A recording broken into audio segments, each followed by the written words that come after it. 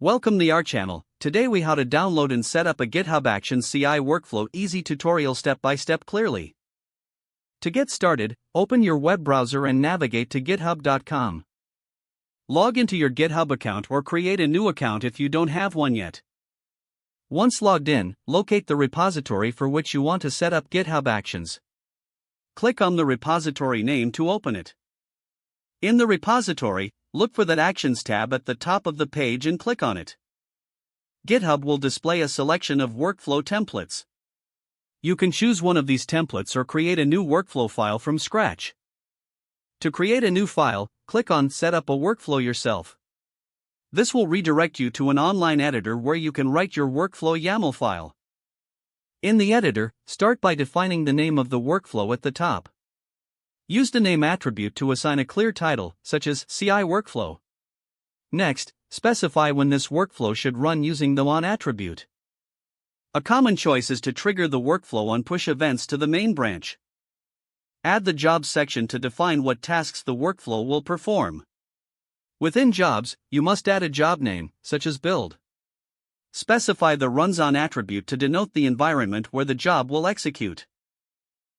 For example, you might use Ubuntu latest for a Linux-based environment. Next, add a steps section to outline the sequence of tasks. Within steps, you can include predefined actions from the GitHub Marketplace. For example, add a step to check out your repository code using actions/checkout at v2. Following this, you can add additional steps to install dependencies or run tests. For a simple Node.js project, you might add a step to run npm install. After that, include a step to run your tests with npm test. Once you've completed your steps, save the file by clicking on Start Commit. Add a commit, then, click on Commit New File to save your workflow. After adding the workflow, navigate back to the Actions tab on your repository. Here, you'll see your new workflow listed along with its status. To test the workflow, trigger a push event to the repository. You can do this by making changes to your code and pushing the updates. Go back to the Actions tab to monitor the workflow execution. If everything is set up correctly, you will see the job running, followed by results. Review the logs if the workflow fails to identify any issues. You have now successfully set up a GitHub Actions CI workflow for your project.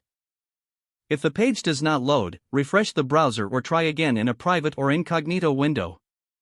Don't forget to like this video and subscribe to our channel for more step-by-step tech guides.